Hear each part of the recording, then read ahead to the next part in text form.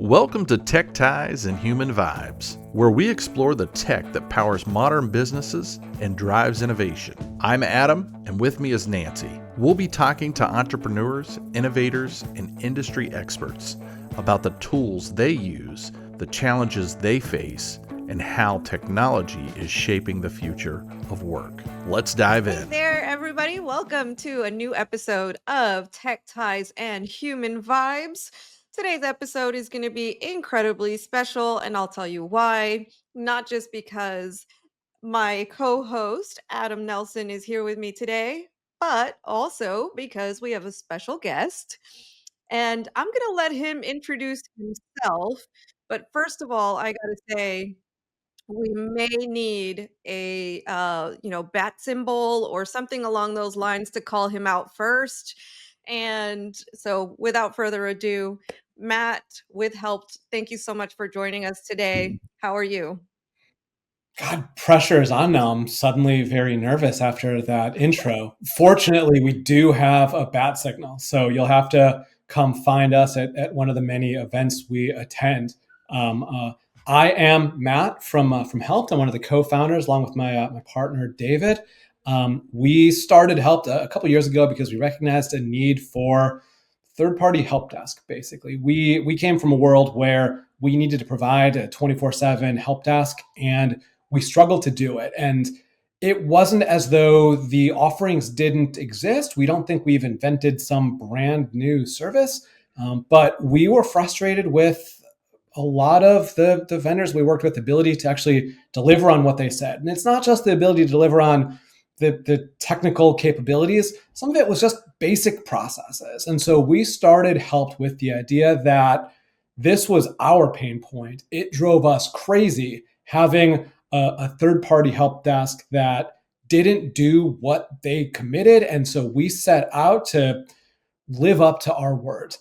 We've been doing it for about 3 years now. Our focus is primarily in the MSP space, where we're kind of a natural fit. MSPs already are sort of an outsourced help desk themselves. And so in a sense, it's just subcontracting some element of the core business. We enable MSPs to really focus on high value activities. It means you can focus on having your tier 2, tier 3 techs focus on complicated issues. It means you can have your team out in the field, on site at your clients. It means you can have your team, if you're a smaller team especially, focus on your sales and marketing efforts and not being distracted, bogged down by some of those inbound calls. So we are here to just be a complement to allow you to do what you're already doing better, smoother, faster, more efficiently. So, Matt, I want to stop you right now. You're going to need to adjust your camera because I almost can't see your logo. Oh man. Oh boy. I'll adjust that.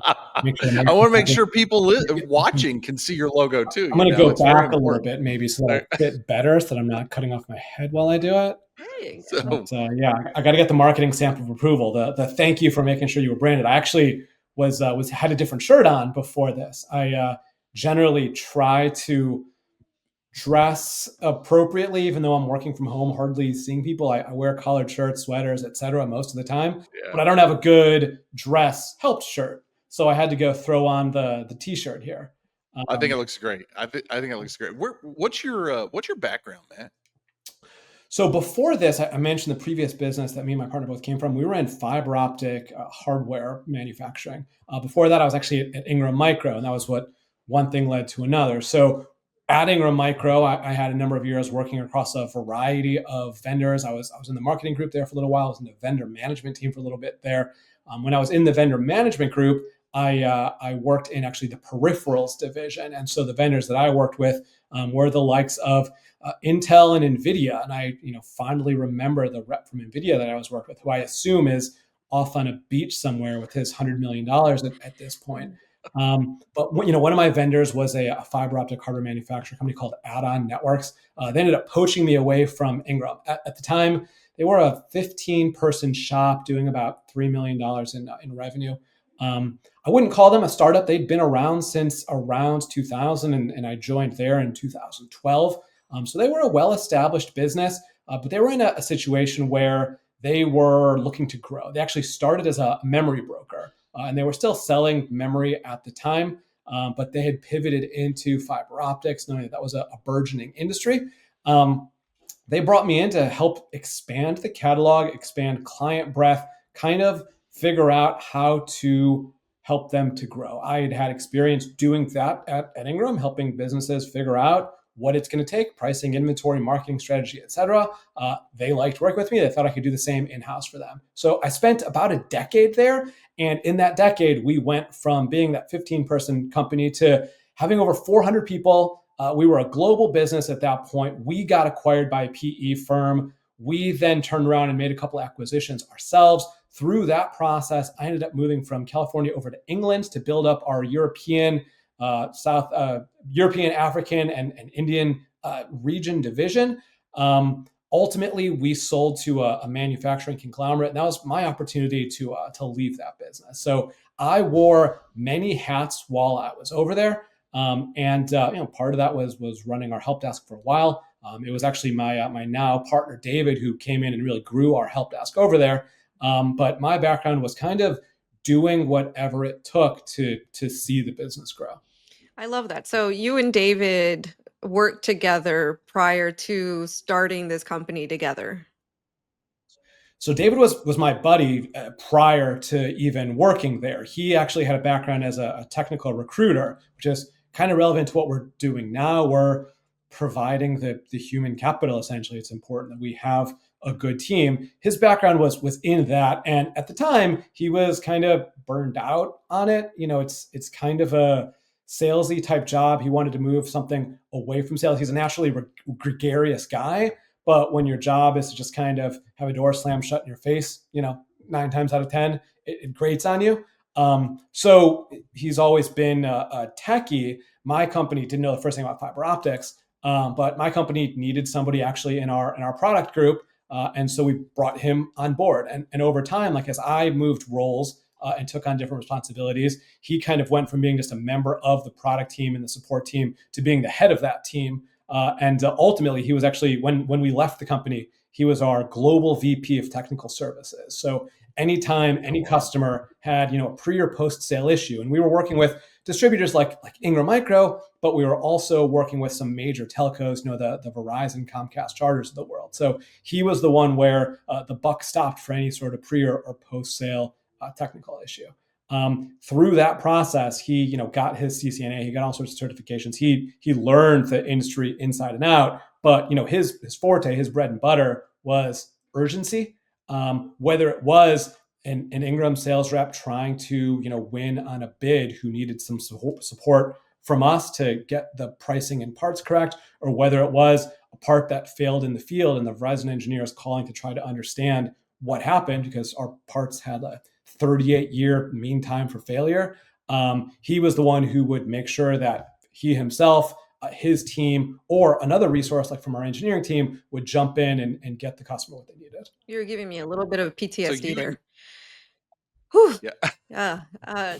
I remember what something like that is like, especially when it comes to working within an MSP. So go, David. It's all about urgency. I mean, at the end of the day, an MSP, yes, you're providing a technical service, but the key is that you're providing peace of mind. Like when somebody has a problem, they need to know their problem is going to be addressed. I know every MSP does something unique and special, and they're the only one who can do it, but everyone's tech stack, you might choose different tools, but your tech stack's essentially the same.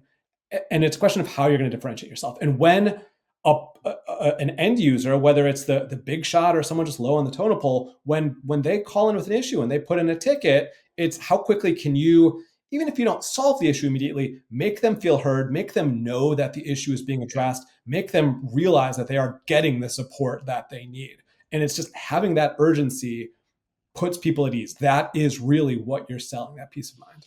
It's so true. And when I had my MSP, one of the things that some of our customers used to tell us was that we were like the technical tissue for them, especially when they were frustrated and wanting to pull their hair out and not knowing what to do and so on and so forth. Like calling us was that first sense of Yep. relief for them in that sense. And it was like, okay, I have someone I can at least, call or contact. Some of that pressure falls away of, oh my God, I have a problem I can't solve. And then you get on the phone with someone and if they are immediately helpful and addressing that the human pain of that, the call was going to go Mhm. 10 times better than if we started off with, what did you reboot? Like that's the like immediate, Exactly. like, oh It's my god, you're about to, I'm about to throw this phone at you. And instead of it being like, thank you for so much for your help. um Yeah, it's bedside manner. I mean, I don't know what the term is for somebody in the tech support world, but it's one of those things where like the doctor knows his stuff. He went to a decade of medical school, but you're nervous when you're there at the doctor. And if the doctor is able to kind of disarm you and put you at ease, then you feel good about it, whatever the situation is. I always tell a story about, again, going back to the old company, we had a tech named Bernie. Bernie was with the company from back when it was a memory broker. He knew the memory world inside and out. He was a little long in the tooth. When the company switched to fiber optics, he stayed on the help desk and he knew some of the basics of fiber optics, of troubleshooting. He knew how to find the right parts, but he definitely wasn't an expert in troubleshooting any sort of complicated issue. But he still got lots of those issues. And he had this uncanny ability to put people at ease. There would be people calling in because a part failed and they were irate. It was an outage, it was an emergency. And it was the level of urgency, but also the calmness and the personality. I don't know what his magic ingredient was, but he just had this way to be buddies with every person that called in. Somebody would call in screaming with an issue. He'd chat with them for 15 minutes and you'd think they were planning to get beers that Friday just because of that rapport that he would build with them. And I've told that story 100 times since we started this business because I want every one of our techs to have that same sort of rapport. Yes, we want technical capabilities. That's what we need to deliver. But at the end of the day, if you make that person feel good, that's what they're going to remember. People aren't going to remember what you did; they remember how you made them feel. exactly, 100%. Adam, you look like you have something to add there. Well, I do. I'm just curious. You have a 24/7 tech support? Is that Yeah, so we're 24/7. We're all human and all US based. And I know that we're in an era where people might question any or all of those statements. I mean, for one, yeah. we're 24/7 because a lot of our focus is in helping you as an MSP fill the gaps. We're not here to say we need to be your only level one help desk. You probably have a team. You're probably happy with that team. You don't want to get rid of your team of level one techs, but you're not sure if you're ready to hire the next tech. Maybe your team's extraordinarily busy on Mondays and Tuesdays, and then Thursdays and Fridays, it's a little bit slow. So you don't want to make that next hire.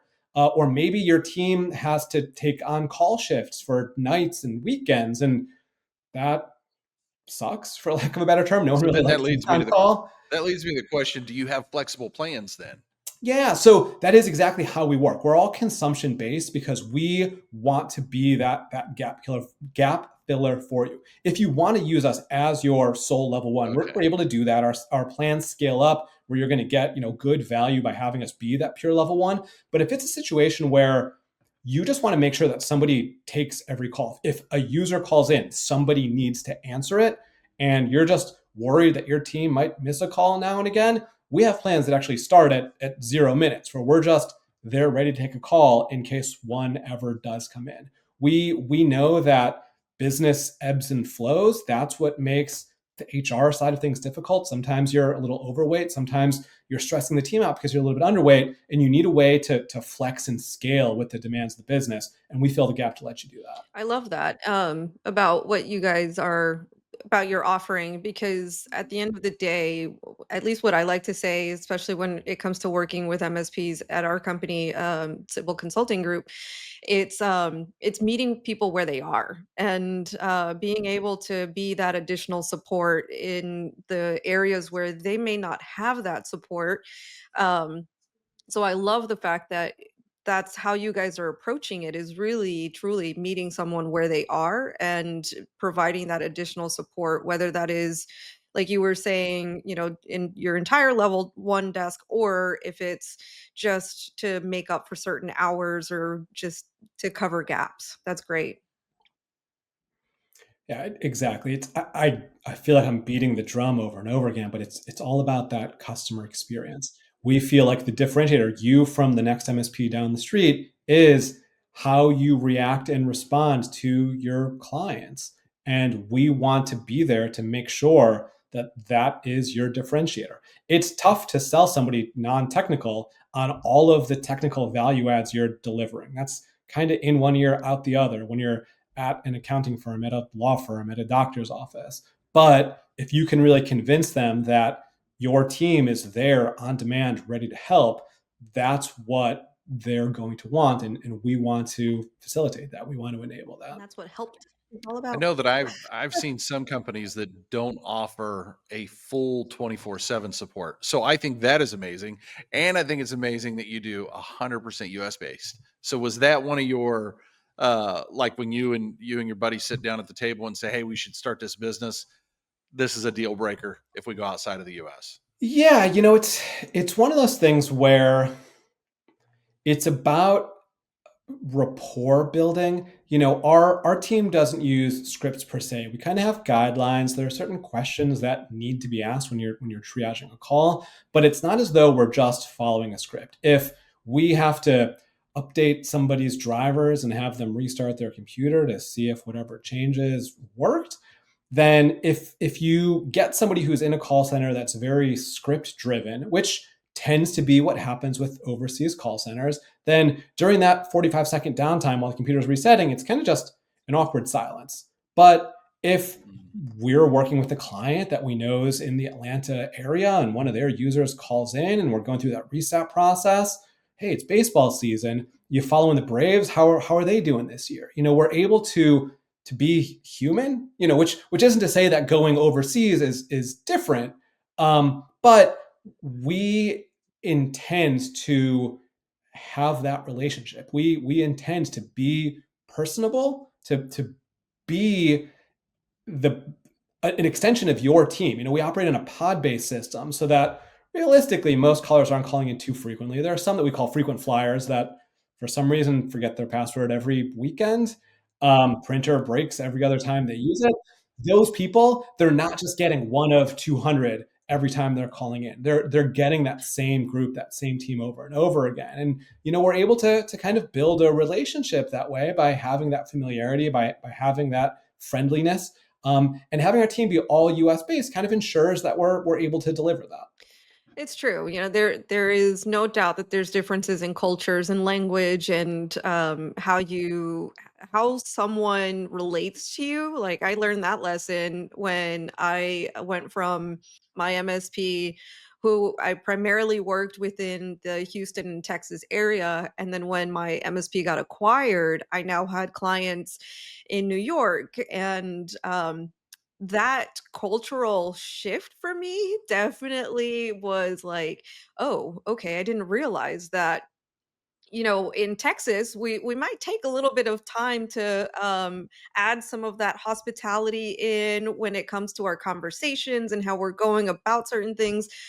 But when we were talking to someone from New York, they were like, "No, you should have told me that yesterday." I don't care about that because that was so yesterday. I'm trying to move on to the next thing, and you are, still trying to figure out how I was feeling yesterday. And it was like, okay, okay, got it. So speed things up. The New York minute is actually a thing. And so culturally wise, like within the US, that alone has had to be a difficult task, especially when you're nationwide. We have a client that has a client that I don't know what the actual term is. I mean, it's effectively a nursing home, but it's a nunnery. It's a bunch of elderly sisters.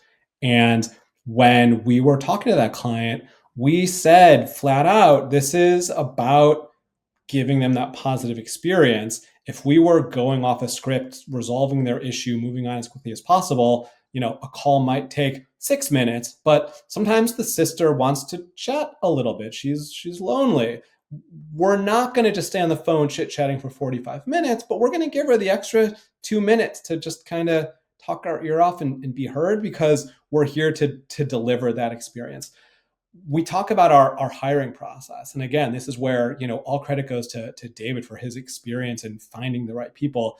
If you could make the choice of somebody who's a 7 out of 10 personality, empathy, whatever, and a 10 out of 10 technical, or flip those and get the 10 in people skills and the 7 technical. We look for people that have curiosity and interest, because by and large people can develop their technical skills. And with the different services that we have training programs that let people kind of develop and hone those skills. But the people skills are what's irreplaceable. It's really hard to train somebody to kind of recognize the person that you're talking to. Oh, this person's in a rush, straight down to business, let me solve their issue and move on. Or this person is working remote for the first time in their life and doesn't really get much social outlet and want to just talk to me for 2 minutes. We've set those expectations up front that our average call is going to take 2 minutes longer than if you used a call center overseas, because we're not KPI'd on keeping the calls as short as possible. We have some parameters, we have some limits, where we do try to keep them to reasonable times. We try to keep them down. But it's something where we want a good experience. And if you've ever been on the phone with somebody who is kind of mandated to get the next call as soon as possible, they're kind of rushing you off. Maybe you have that one extra question that you want to ask. One of those things where maybe it should be 2 tickets, but that second one isn't quite to the threshold where they would call for that. But now that they have you on the phone, they're going to we're not going to rush people through that, because we want to give them the chance to complete their needs.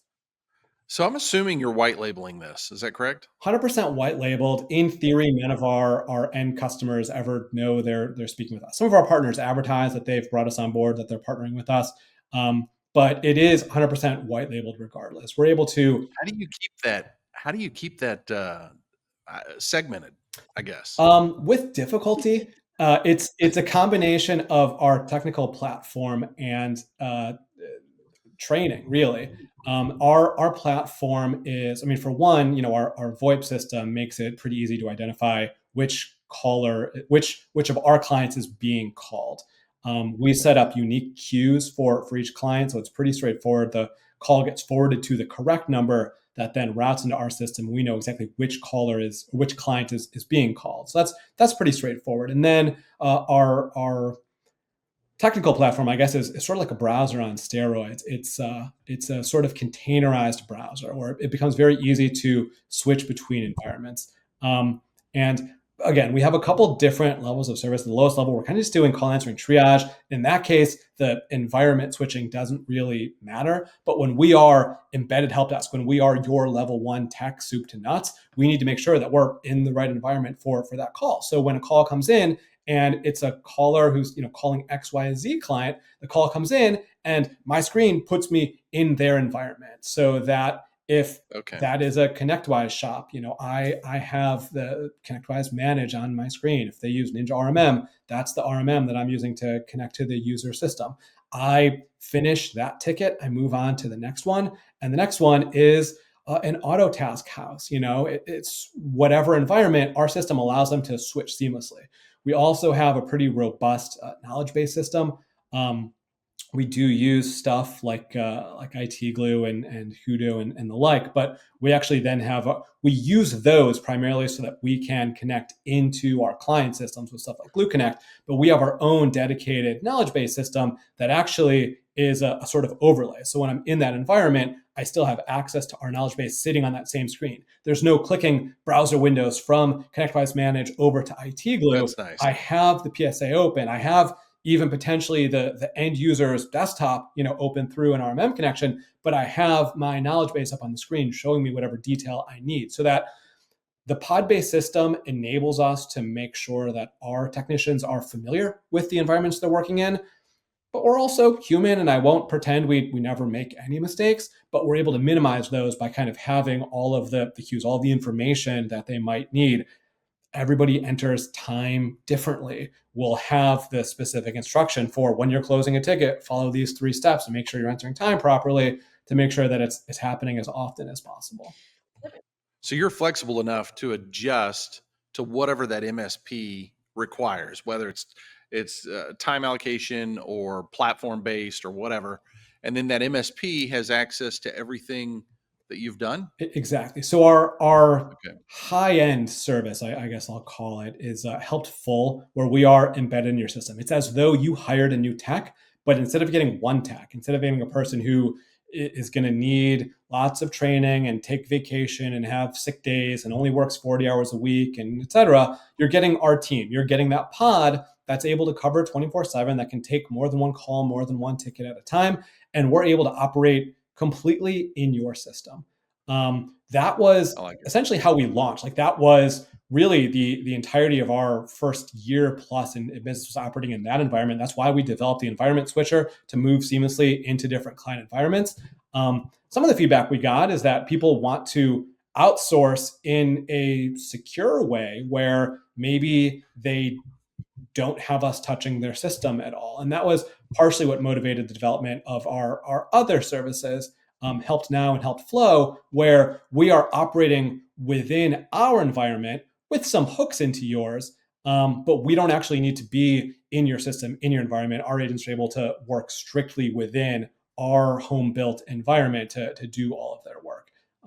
That also, eases the complication. It makes it so that our techs, a tech doing Helpt Full, working in different environments, can really only handle maybe a dozen clients just based on the variety. We would want to give a Helpt Full tech, 6 different PSAs they need to switch between. We'd like to keep it more streamlined so they can have familiarity with certain PSAs. But with our technicians that are handling Helpt Now and Helpt Flow, because they're staying strictly in our environment and just hooking into the client system, and even the hooks aren't too necessary. At a very low level, we can just kind of have email to ticket functionality. So we literally don't touch your system at all, but that allows our technicians to have a little bit broader scale and support even more clients. So if you were to have an MSP, or let me retrace my thought here. Does it matter how operationally mature an MSP is when they start working with you? And by that, I mean, like, how important is it for them to have documentation already in place, to have workflows already in place, or understand the workflows, especially when it comes to giving the customer experience they want to have? So it is and it isn't. I'll give a very long answer to that, I guess. So the most basic level of service we have, Helpt Now, is really a technical live answer in triage service. And in that case, it doesn't really matter if the client has any documentation, any SOPs. We're gathering data, we're putting it in your system. We follow the ITIL methodology to assign priority to the issue. So it doesn't really matter how you prioritize. We can, map our prioritization to yours. But even if you have nothing in place, you will see our prioritization. And so we can still be a complement to you, even if the house is on fire. When we step up to Helpt Flow, it's a similar service where we're taking all the inbound calls, but we're actually doing a degree of troubleshooting. With Helpt Flow, we have a defined scope on the sort of issues that we're able to handle. It's going to be stuff like password resets, account unlocks, software installations, network issues, hardware, software troubleshooting, kind of the standard, vanilla level 1 stuff. The stuff probably makes up 60 to 70% of the tickets that are going to come in. We can only work with existing SOPs for those. So if you are a client that for whatever reason uses Azure AD for some of your end users and on-prem for others, and I don't know, Google Workspace for another set, and it's mixed, we kind of standardize where we're going to support one, because our workflows are meant to be something where our agents, again, don't need to figure it out on the fly. They're able to just go in and do it. So in that case, having the standardization, having the kind of cleanliness really helps us to be more effective. But then kind of going horseshoe shaped, if you step up to Helpt Full, the frustrating for us reality is that people can come to us and say, we're growing faster than we can manage. We're drowning our heads underwater. We need some people who can just kind of jump in and figure it out for us. And the truth of the matter is that because we're consumption based and because you don't have SOPs and because we're going to have to figure out how to do stuff, it's going to cost you a little bit more than if you had dialed in processes, but we'll help you get your head above water. We will help you create the documentation you need for the common issues. We'll notice that this same thing is coming up repeatedly, and help address the simplest way to figure out that issue, solve that issue the next time it comes up, so that even though we won't necessarily write the KB article for you, we might put that in our own knowledge base, but we won't put it in your IT glue. We'll at least tell you what process we've found to be the best practice, so that you can then adopt that as your company SOP. And as you're able to do that, what we notice with helpful clients is that as we not just get more familiarity, but as we kind of help them to put some processes in place, our average ticket time is just constantly declining because we do better. So is it necessary to have documentation? God, it's really frustrating for us when we onboard a client that has no processes whatsoever, and we try to set the expectation that we're gonna do our best, and we do something called a light escalation, where we might ping you in Teams or in Slack or whatever your chat system is, and say, hey, running into a wall because it seems like I don't have the right access, I don't have the right permission. I don't want to escalate this ticket to you, but can you help me while I have the caller on the line here? We want to be minimizing that, because it comes at a cost to us, and so it comes at a cost to you. But we can help you get your ducks in a row, so to speak, so that month one might be messy, but by month 3 or 4, we're a well-oiled machine, and your team internally is a much more well-oiled machine as well. Oh yeah, makes perfect sense. For sure. Matt, say I'm an MSP, and You're an I'm your MSP. perfect. How about let's take it a step further. I'm your perfect demographic. How would I find you? Do you have an email address? Do you have a phone number? Give me some information, because I'm interested in your services. So our website is gethelpt.com, GETHELPT. You're good thing I have the logo on there. It is pronounced Helpt instead of Helpt. Our original logo kind of had a strange font where all the letters were capitalized except the T, and for some reason people would pronounce it Helpt. It drove us crazy. You can reach out to me directly at matthew.pincus@gethelpt.com. Or you can just reach out to our sales team, sales@gethelp.com. We have a contact form on our website. We also have our phone number on our website that goes directly to our sales team. But you can also call me directly if you'd like. My number is 949-777-5018. Personally, I'm not 24/7. I could give you David's phone number, because he likes to say that he's also 24/7. But if you call me in the middle of the night, my ringer's going to be off. I'll get back to you in the morning. I guess I'm not good enough to be one of our technicians, but we're always here to reach out, to have those conversations. Some folks don't know whether or not they need us. They don't know whether or not it's a fit. We work with a lot of early stage MSPs. It seems like there's always somebody new who's trying to start their own MSP, and part of that becomes a gold rush of tools. They're always signing up for something new. And we've turned some folks away, saying, hey, you don't want to be paying for us now. There's literally no calls coming in.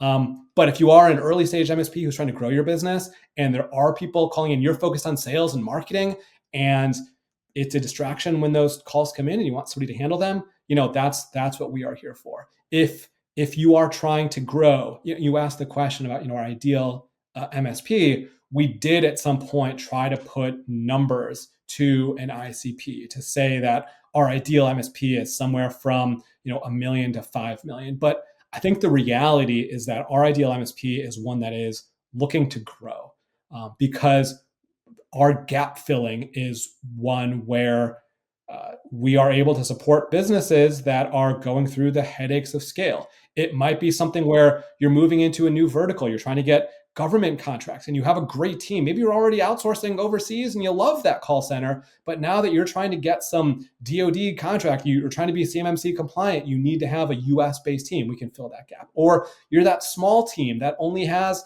3 or 4 level 1 techs, and you're not sure if you're ready to add the 4th or 5th. Whatever it is, we can act as that gap filler. As long as you're looking to grow your business, we can fit in.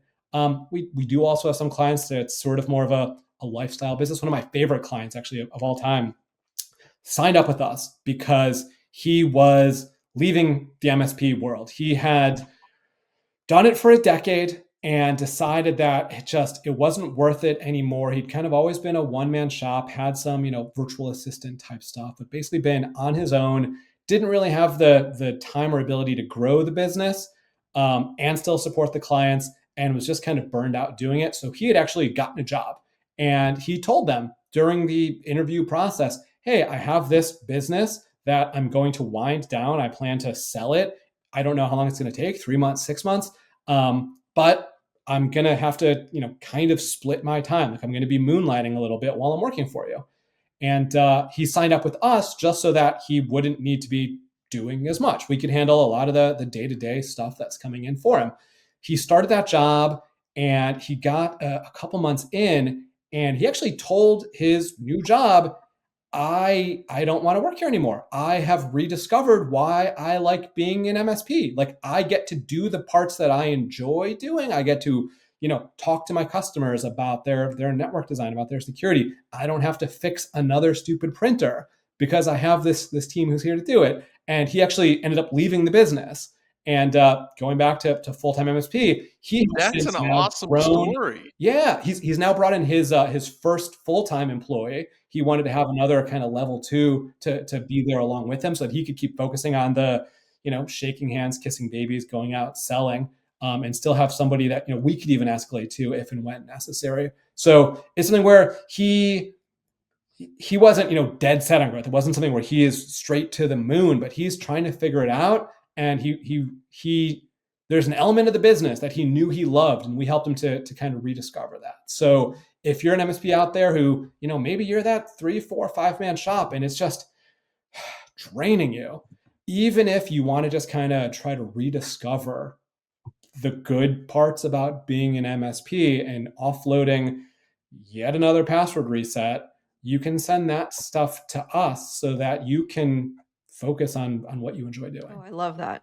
I love that. And that's a great way for us to wrap up on that sense. And I feel like if you need any kind of like gaps filled, that's Helpt is there for. Helped, they fill your gaps. Okay, maybe that sounds a little off, but either way, that's if you can definitely go to Helpt to help you within your help desk and fill any gaps that you may have there. I love that because it gives the MSP, especially the business owner, the opportunity to really focus in on what they're good at, what they're strong at, and be able to then grow their MSP in that aspect. And for those that are listening to this episode, hey, guess what? Thanks for staying in. And what we do have for you is if you're interested in the services with Helped, you can use a code Sybil10 that will give you a small discount to try these guys out. And so with that, Adam, anything And we'll else? put that in the description as well. No, we'll put that Sybil 10 in the description as well with information on how to use that code. But yeah, no, I'm good. Thank you very much, Matt. I appreciate your time today. It was Pleasure. very interesting. Yeah, What thank y'all you. do. Thank you for having me, Nancy, Adam. Before I let you go, actually, one question I got to throw in here. um, No, I'm not as big a Harry Potter fan as I you. knew it. I knew it. But have you finished reading the fan I have fiction? not. I have not finished Okay. reading the fan fiction yet. I'm still working on Everyone that. watching has to reach out to one of us to ask what the heck we're talking about, especially if you're a Harry Yeah, Potter. exactly. What is your For those question? Harry Potter fans out there, there's fan fiction is really good. Ask us about it. Um, so my question is, since really you are dealing with a help desk at scale, and a lot of our MSPs, that's really what they struggle with, is how do they then able to perform those services at scale? What is like the top advice that you would give for someone to get to that point? This kind of brings us all the way back to the beginning of the conversation where we talked about that idea of customer urgency. There it gets kind of easier once you hit a certain size to say that your clients can just kind of wait.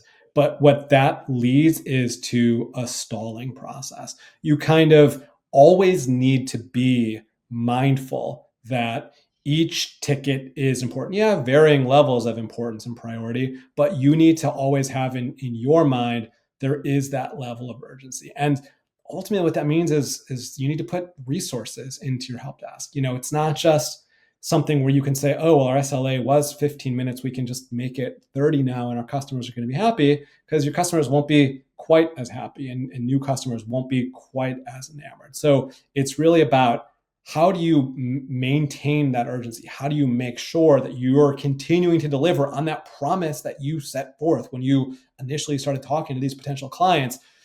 And then how do you do that really cost effectively? Because at the end of the day, this is kind of the human capital area. Like, this is a very labor intensive area. So how do you make sure that you're efficient in dealing with that? The truth is, there are some, AI automations and all that'll help with you. There's a lot of self-service password resets. Sometimes people are still going to call in and want somebody to handhold them through it. But your job as a leader is to make sure that you are as efficient as possible without kind of abdicating that commitment to have the urgency to be present, to be available when your clients need it. Love that. Love that. And I can go on a tangent about SLAs all day long because I hated them and I never used them for my customers. My customers always knew SLA is first come, first serve because your problems are as big for us as they are for you. So, Don't go on the tangent, Nancy. anyway, We're out of time. We don't have there time you for go. that That's today. another episode. Part 2 coming some other time. Exactly. Well, thank you, Matt, so much for the time and for being here with us and for sharing so much. Definitely appreciate it. And for everyone else, we'll see you next time.